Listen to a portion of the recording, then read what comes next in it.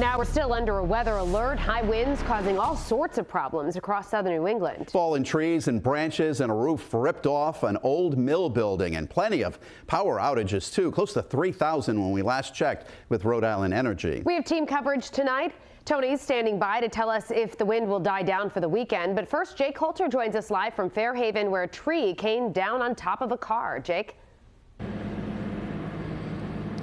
Yeah, Shannon and Mike, power has just been restored to the homes behind me after the tree knocked out a utility pole as well. A downed tree crushing a car parked on Linden Avenue in Fairhaven and causing minor damage to 3 others. This scene just a couple blocks behind Fairhaven High School. That one big tree uprooted. It looked like it had some internal rot in the root structure and the high winds. It happens. It's New England.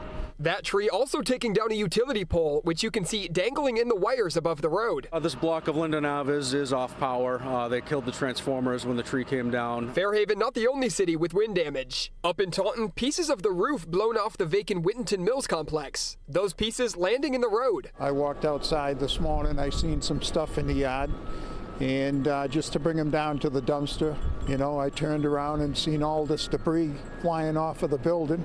So I figured I'd come out and take a look and seen all of this here, Crews spending hours picking up those pieces. Part of that mill complex demolished last year after sustaining previous wind damage. Taunton officials say it's scheduled to be fully demolished sometime this summer to make way for a new apartment complex.